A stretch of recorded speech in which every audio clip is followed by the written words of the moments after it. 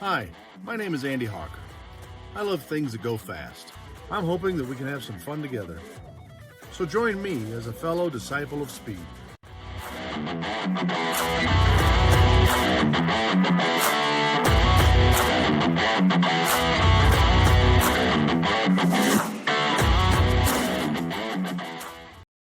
Hello, fellow disciples of speed. In today's episode, I want to look back a little bit for a second. Remember a couple episodes ago, we talked about the beginnings of Mattel and the beginnings of Hot Wheels. And we looked at my collection of the Sweet 16 that I have and the original 16. And that was in 1968 when those cars were released. And then what happened in 1969? How did Mattel follow this up with their Hot Wheels? And that's what I want to look at today. They went on to do some pretty fun and exciting things, and that's what I want to show you. So you might notice in the display, my shelves behind me here, there's a number of gaps right now. And that's because I've pulled out of my display my cars from 1969, and that's what I want to show you next. This is the set of cars that I have from 1969. And I've been able to get a number of these from various places. Some from my friend Doug's collection that I mentioned last time in the Sweet 16 episode. And some of these I've picked up just at various places along the way, mostly antique stores, but actually got a handful of them at an estate sale. But let's just start right off here, not in any particular order as far as when they came out necessarily, but this first car is a real beauty. This is the Maserati Mistral. And what I love about this car, and I mentioned this before, but this is a very kind of reminiscent of the Studebaker Avanti as well. It's a beautiful car. The hood opens. That was a thing that they kept doing in 1969, was having the opening hood. But this car's in great shape. You see some minor dings on it here, but other than that, just really in good condition. I love that model. So the next one that we'll look at is the McLaren M6A. And of course, this was the Can-Am race car that Bruce McLaren had developed and was incredibly successful.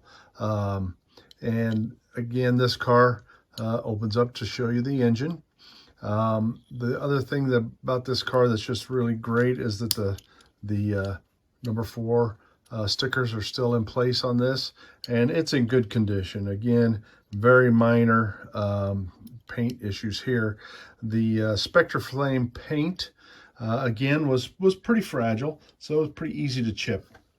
The next one that we have is the Mercedes 280 SL. And this car is gorgeous. I think I mentioned before perhaps that my father-in-law had one of these when I met my wife, and his was beautiful. Mattel just did a wonderful job on this. And again, opening hood so you can see the engine inside. Just a beautiful car. I really enjoy that one as well. Next, we have the biggest car that came out this year. It is the Rolls-Royce Silver Shadow.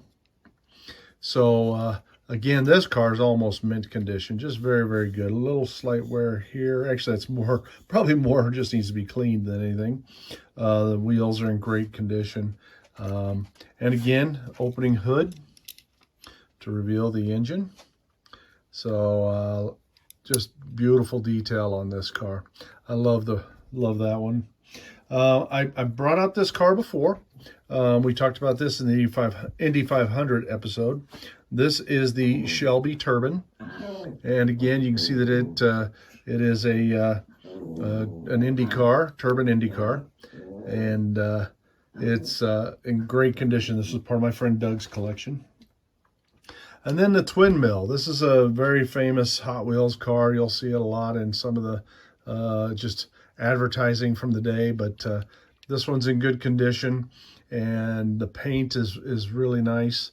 The Twin Mill, again, modeled after a fantasy car, and just absolutely beautiful. Here we have the Volkswagen Beach Bomb. Now, what's really kind of cool about this car is that it originally started out without these side slots, without these sideboards, but in here would have been the surfboards that went with this vehicle. I don't happen to have those surfboards right now. I know I can get some replacement ones. I just haven't actually done that yet. But originally, this Volkswagen did not have these sideboards, as I mentioned, and the surfboards were just here in the back. And because everything at Hot Wheels was really based around track and racing the vehicles on a track, what they found was that the center of gravity of the Volkswagen Beach Bomb was a little too high. And so on the track, it would very easily tip over and fall off the track. So they redesigned it with the sideboards to lower the center of gravity so it would perform a little better on the track. But what that did was it made the ones that are without the sideboards, without the side slots, more valuable. And of course, the most valuable Hot Wheels that exist today is the Beach Bomb in just perfect condition without the side slots, and it's in pink, because pink was considered a Barbie color at the time, so pink cars did not sell very well. So some of these older vehicles, if you find them in pink, they are worth a little bit more. But this vehicle without these side slots in pink is the most valuable Hot Wheels in existence today. And the guy who has that has an amazing collection in California. Next, we have the Split Image. Again, another very famous Hot Wheels. This one is almost perfect. It is just beautiful. So very happy to have this one from 1969. Very famous car as well. Little lesser known car is the Turbo Fire. And the Turbo Fire was, again, another fantasy car that Hot Wheels did. You can see just a little bit of wear here on the top, but it opened up to show you the engine in the back. But a very cool car, performed pretty well on the track, and was just a great car. Good addition here to the collection. So the next car that we have here is the Torero. So this is very similar to the Turbo Fire in looks. It's another fantasy car that Hot Wheels did. Just got a little bit of rough spot on the roof there, but other than that, in very good condition. The hood opens to reveal the engine, and in good condition. The wheels have most of their chrome. Just beautiful. The red lines look good. All right, working our way back down here. Again, this was in the Indy 500 episode, but this is the Lotus Turbine. And again, an actual car that was raced at Indianapolis, the Turbine. This one is in incredibly good condition, still has the stickers, just a little bit missing on that number 70 there. But and then on the side, missing the Hot Wheels logo, if they even put it on both sides. I'm not exactly sure, but beautiful car, great condition. Next, we have it's covered up, but this is the Lola GT70. It's got the sticker on it that came with these cars at that time. Now this one has the enamel paint. This does not have the Spectre Flame. So this would have been released maybe a little later than 1969, even though the original came out in 1969. This car's in great condition, has the number 10 stickers with it, and it opens up the rear to show you the engine there as well. This would have been a GT style racer, probably race at Le Mans. Next, we have the Indy Eagle. And we did talk about the Eagles that were produced by Dan Gurney, All-American Racing. And this was raced at Indianapolis. And the Eagle, very similar to this, was also raced at in Formula One. So another great condition vehicle. So the next car here is the Ford GT40 Mark IV, or Ford Mark IV. Now, I think I mentioned in another episode that the Ford J car was Ford's answer to the GT40 that Carroll Shelby developed for racing at Le Mans, beating the the Ferraris, which is very well decorated, or very well commemorated in the movie Ford versus Ferrari. But the next iteration, the J car didn't handle very well, didn't work very well, so it was highly modified and became the Mark IV. And you can see inside the engine bay there. This again is an enamel car in great condition. But what's really fun about this car, the red GT40 with the number 1 on it, at Le Mans that year was driven by Dan Gurney and AJ Foyt. And their specific job was to go out and run as fast and as hard as they could and wear out the Ferraris. That was the plan that year, was to beat the Ferraris by just wearing them out, making them chase this car. Now, AJ Foyt and Dan Gurney were both IndyCar drivers. They raced in all different kinds of series, but they knew how to drive fast, and that's why they were brought in to do this. So they did. They went out and just ran as hard as they could. What nobody expected was that they actually won the overall championship that year at Le Mans, and they were the only team in history at Le Mans that was an American-owned team with American drivers and an American car to win at Le Mans. So that's what this car is based on. You can kind of see this little bubble here on the roof, and that was put in so that Dan Gurney's head with a helmet on had room in there. He was taller than AJ Foyt, and it was necessary because of how low the car was that he had to have room for his helmet. So anyway, little history of that car, and again, great car. The next one here is a beauty. This is the custom AMX, and this car is in great condition, as you can see as well. And the hood does open to reveal the engine. Just wonderful condition. I'm very happy with this model as well. Next is a really cool looking car. This came from my friend Doug's collection. This is the custom T-Bird, and it's actually the custom 57, or classic 57, sorry, classic 57 T-Bird. And again, really nice condition. And the hood opens, reverse opening hood to reveal the engine. Just beautiful. So a nice, real nice addition as well. This next car I actually found at a secondhand store, which surprised me. This one is the classic 36 Ford Coupe. And again, it's been well played with. You can see it's got some scratches on it. The Spectre Flame paint, you know, as I've mentioned, had a tendency to be kind of fragile. But the car's in great condition other than that. I really love this car. The rumble seat opens, and later this was put out without the opening rumble seat, and it was the classic 36 Ford. And anyway, it's a great car. This next one came from my friend Troy's collection. This was my childhood friend Troy, as I mentioned before, and this is the classic 32 Ford Vicky. And you'll notice that these say 1968 on them. Again, that's the year that they were copyrighted, but this came onto the market in 1969, as all these cars did. This car was played with. We played with our cars, but again, for the age and how much we played, this one's still in beautiful condition. The next one, also part of my friend Doug's collection, is the classic 31 Ford Woody. This one's in really good shape too. Just a few minor pock marks up there on the top, but it's a very classic Hot Wheels. A lot of fun. Very, very pretty. This car is the Chaparral.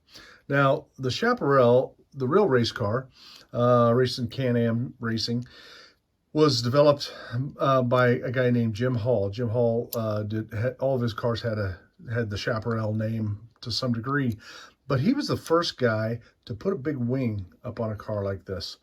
And he figured out that by creating downforce beyond what just the bodywork would do, really improved the car's performance and high-end speed. And so this car was very successful, and wings started becoming very popular after that to generate that downforce. Again, opens to see the engine. This Spectre Flame Blue is in very good condition. The actual Chaparral was a white car, so sometimes you'll see these in enamel white, and that's a little more true to the actual car, but this is beautiful. The last car we're going to look at here is the Brabham Repo F1. Now, this would have been a Formula One car. It's got Brabham's name on the side, number 1. This car is also in beautiful condition. I also featured this in my Indy 500 episode, but love this car as well. It's in just gorgeous condition. This was part of my friend Doug's collection, as I mentioned previously. So these are my cars that I have from 1969. And they're from that year that they came out. I'm only missing 4 cars. I'll find them eventually. You know, I look for the cars that are in the best condition for the best price that I can find. But now I want to show you something else from 1969 that is quite fun and really is what Hot Wheels was all about, besides cool cars. As you'll recall, when Elliott Handler was having Hot Wheels designed and built, you know, not only did he want it to be cool cars like he saw in his parking lot, the customized El Camino, but he also wanted them to be able to perform on a track. He thought if these are going to be hot rods, then they need to actually be able to run and show kids, you know, the real thing, so that they had something that they could play with that simulated the cars that they were seeing. So this is some track that I've got. I don't set this track up much anymore. Some of it I've had, some of it I've acquired. Here's an example of a curve that they made, and you can see that it's a pretty steep curve, high banking, to keep the cars on the track. So what we've got here is we've got this this building. And this was something that Mattel produced in 1968, along with their next set of cars that they put out. So you can see it's got all the stickers on it. You can see on the one side here, it shows some garage bays. And on the other side, you saw that it showed like cafe. And then, of course, then there's the Hot Wheels sticker on the back side. But what this was a building, and you can see inside there's these rubber wheels that turn, and it was battery operated. And so you had this little lever on the side that you could control the wheel, the spinning wheels inside. And here it was in the off position, and then as you increase the speed, you could, or increase the lever here, you'd say there's fast, and you would control how fast the car would be shot through there. So how this worked, and you've probably seen this before, but you would take some of that track that I showed you, and it would go right into this connector here and out the other side, and you'd set up your track so that you didn't have to use gravity. Instead, now you had a propulsion system that would propel the car and make it go. Now, obviously, this was one car, right? Well, the one car, you also connected your track, and you had a lap keeper. So this was how the car would go through, and it would hit this, and every time it did, you would see it would show another lap. So, and then it had some things here to kind of show you what the race would have looked like and so forth. There's the control tower. You see the people up there. So that's a lot of fun. So there was 2 of these, and then you could have a race with 2 guys. However, 2 cars. But with only one building, you had to have another building, right? So what you did was you could take this building, and there was this little wall that came with it, and you could put on the bottom side here this wall in place, and you would turn it. And now you take the other building, and this building, unfortunately, is a little bit damaged, but it's still can show us how it worked. There are these little dimples on this side where we could then put on these 2 knobs up top. And now you've got, if I can get it on there just right, there we go. And now you've got 2 places for the cars to go. And we'll turn this a little bit this way so you can see a little better. The way that this would then work is you put the track on there and you run it both ways. Have one car coming through this side, another car coming through this side, and you could run 2 cars at the same time. Or you could just set the two buildings up flat on the ground next to each other and run them that way. So it was a lot of fun to be able to have the cars that are designed to go fast, going fast, and the supercharger is what these buildings were called. A lot of fun. This set came to me from a friend of mine, a coworker, former coworker, who lives in the Pacific Northwest. His name is Michael, and he had a rental home that he was cleaning out. He came across this stuff and knew that I was a collector and asked me if I would be interested in it. I said, yep, tell me how much. And he shipped it off to me and gave it to me, which was just amazing and fantastic. So again, great addition to the collection. Okay, so the last thing I want to do today is just go over some recent finds that I've made and just share those with you very quickly. We'll just start right here with this little bucket truck. This is made by Racing Champions, and it's a Ford pickup, as you can see. I just really enjoyed this when I saw it. I hadn't seen this before, and I love anything that's kind of, you know, utilitarian. The hood opens to reveal the engine. So it's a great little truck, Johnson Electric, in really good condition. So I was real happy with that find. Next, I want to show you my Larry's tow truck, and this is a Hot Wheel that came out, and you can see here it says 1974. The thing about this, it was designed by Larry Wood, and I had this truck already, and this one here you can see is pretty rough. It's pretty beat up. It's missing, you know, the part of the towing hook and mechanism in the back. But when I found this one, I was very pleased with it, and it was a reasonable price. Now, the difference between these two trucks that I really want to point out is that, of course, this one here is just a tad older. You can tell because it's a black wall versus the red line. This is the original that came out. But also you see this blue panel right here above Larry's name and Larry's 24-hour towing. But originally it came out with this phone number, and that is 375-1670. When Larry Wood was designing this truck, he put his actual phone number on the design, really as just a placekeeper for a phone number for Larry's 24-hour towing. However, when it went to production, not everybody was aware that that was just a placeholder, and so this went into production with Larry's actual home phone number. And if I'm not mistaken, I believe Larry still has the same phone number, but probably uses a cell phone more often now than anything. But children started calling Larry's house. They had this little truck, so they called that phone number. And Larry Wood answered the phone, and that's when he realized, oh my gosh, it's got my phone number on it. So they had to make some changes very quick. So this was a great find. Very, very pleased with that. This next one is the Supervan XGW. What's really great about this one is it's got an opening side door. You can see there's a dog in there and a seating area. Futuristic van by Hot Wheels. This one is a real rider, so it's got real rubber tires on it, and the Goodyear. I have a couple of these. They kept producing the van. In fact, they still do today in some of their premium packs, but now there's no opening door and it's just solid on the sides. So it's really a different van than it originally was. But again, you know, that's just the way to reduce costs as time goes on. Great find there. This is a Tootsie toy.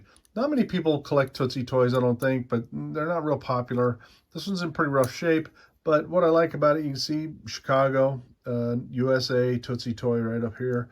But I had not seen this one before, and I've got a bunch of Tootsie toys, and they're all kind of usually in this kind of condition, but I still like them a lot. It's a die-cast car. So this next one is the Baja Breaker by Hot Wheels, and it's not on the bottom. For a while, they were not putting the names on the bottom of the vehicles. This came out in 1977 originally, but this is a great car, great van. It's got the black wall wheels, and it's got this red stripe, sort of reminiscent of the old Starsky and Hutch car back in my day. Pretty good condition, and This would have originally had an opening hood on it. This one does not have the opening hood, but the same day that I found this van, I also found this one. And this one's in even better condition. And it's a real rider with the off-road Goodyear tires. But you can see that it's in fantastic shape. And I was really excited when I found this. Two different antique stores that I happened to go into. This one happens to have the opening hood. So there you go. There's the engine. The hood was made out of plastic, so a lot of times those ended up getting broken off and were gone. But then eventually, of course, they got rid of the opening hood and just made it a solid casting. But the same van, two slightly different eras with the same paint job, found the same day. That was a lot of fun. This next car, I'm having to do a little research on it. You can see it's got some paint chips on it and all. It sort of looks like it's a Matchbox model of yesteryear, but it's not. It's actually bigger scale than the yesteryear cars are. And so this one is, it is made in Hong Kong, as you can see, just called 1911 Model T Ford, number 6102. But no name of the manufacturer. And I've done a little Googling to see, who made it. I found some packaging, but it doesn't really give me an idea of who the manufacturer was. So being made in Hong Kong, it's from the 70s, I'm sure. So, or late 60s, either way. So that's kind of a fun find, and I just have a little more work to do to better understand where this guy came from. This is the Matchbox. It's part of the super fast Lesney collection called Rod Roller, and made in England. And you can see there Lesney, and the Rod Roller. I've had a couple of these, but this one is in just absolutely perfect shape. Now this sticker on here is original. This yellow Rod Roller originally came with that sticker. So when I found that in an antique store for very reasonable price, I was pretty excited. Here's a great find. Now this guy is a Hot Wheels, and but it's a Rumblers. So Rumblers were something that Hot Wheels produced in the 70s, and it was a series of kind of fantasy motorcycles. And I've got several, and I will feature those one of these days. But what's really great here is this one is in really good condition, and the rider is included, which sometimes you just could not find the rider because they would just be gone. They can come off and they get lost. Number 5. So I'm very, very happy that I ran across this one. Here's a Corgi. This is a trailer, just a farm trailer, but what it's called is Beast Carrier. So it's designed to have an animal of some sort in there. There's the tailgate that drops down, and I'm sure I'll come up with a plastic beast of some sort to put in there. That's a lot of fun. Now, this one is, you've seen this before when I did my series on the king size Lesneys. This is the articulated horse van, as you see here. And this is a Dodge tractor, Dodge truck that is pulling it. Now you can see that it's missing a tire. That doesn't concern me at all. I can get replacement tires online, but this is in really pretty darn good condition. You see just some minor paint chips. The one that I have, I mentioned before, has the cracked windshield. The trailer's in pretty good shape. But what's very exciting about this one is it has 3 of the original horses in it. So that is extremely unusual to find the horses too. So paid a little bit of money for this one, maybe just a tad more than I might have wanted to, since I already had one. But again, good condition. It's got the horses. Great little find. This bus is a newer Corgi, and you'll be able to see here, it's a General Motors bus, made in China. That's how you know it's a newer one. But again, in really good condition, and I love older buses as it is. So enjoyed finding this. Really reasonable price. Couldn't really pass it up. I was able to find a couple more buses. I'll show those also one of these days. But this one was also part of a recent find.